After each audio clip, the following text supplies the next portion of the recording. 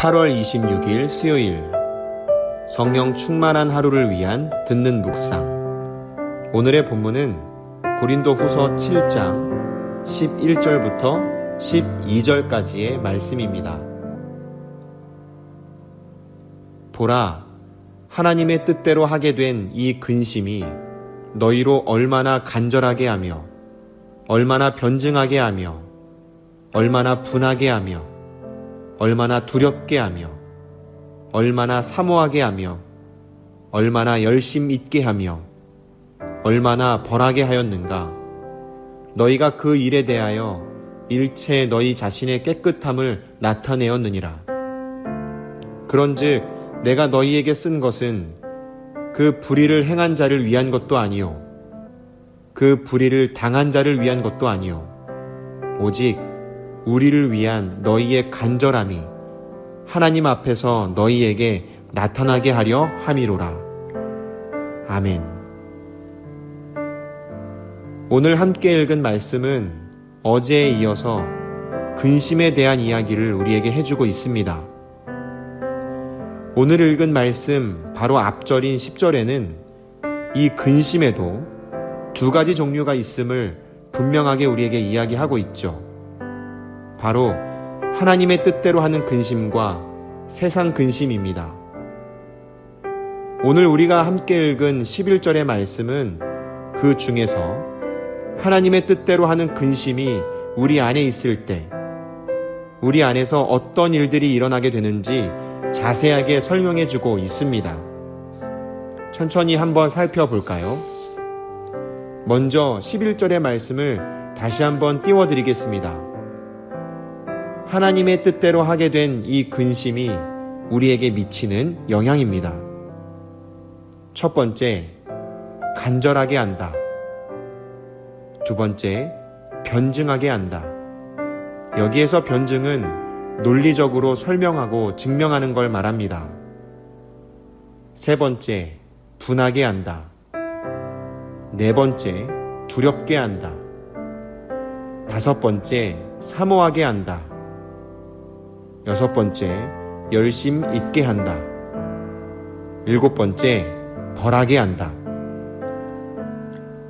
하나님의 뜻대로 하는 근심을 다른 말로 하면 하나님의 뜻을 쫓아 살아가기 위해 내 안에서 일어나는 근심된 마음이라고 할 수 있습니다.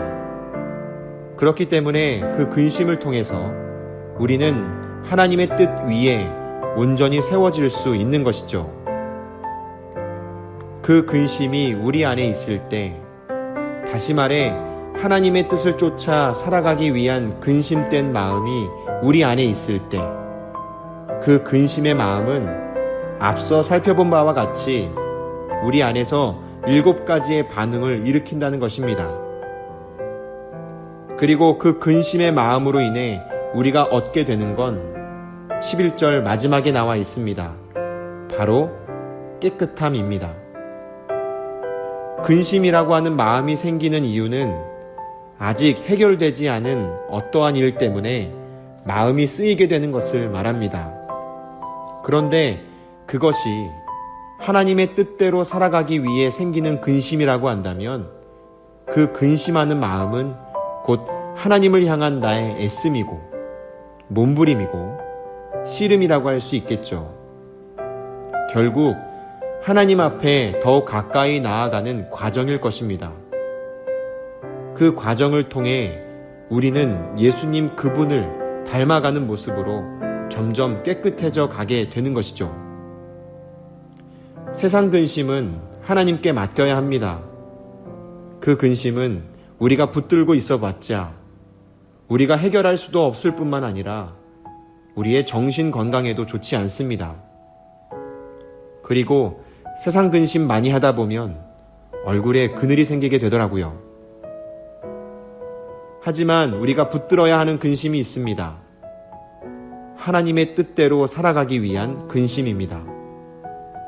나로 하여금 간절하게 하고 변증하게 하며 분하게 하기도 하고 두렵게 하기도 하며 사모하는 마음이 생기고 열심히 하고자 하는 마음이 생기며 벌하게 하는 마음을 일으키는 그 그 선한 근심, 내 영혼을 살리는 근심, 그 근심된 마음을 통해 우리의 믿음은 성숙해지고 하나님 앞으로 한 걸음 더 가까이 나아가게 될 것입니다.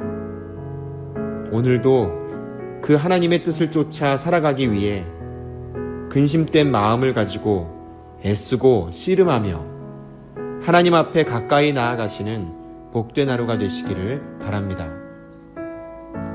오늘의 이야기를 다시 한번 생각하시면서 두 가지 질문을 드리겠습니다. 첫 번째 질문입니다. 내 안에 여전히 남아있는 세상 근심은 무엇인가요? 지금 나를 불편하게 하는 근심의 이유가 무엇인지 고백해 봅시다.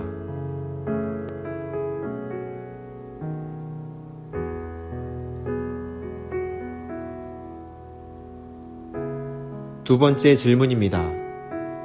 하나님의 뜻대로 살아가기 위해 지금 내 안에서 일어나고 있는 근심이 있으신가요? 주로 어떤 상황에 그런 근심된 마음을 많이 느끼십니까?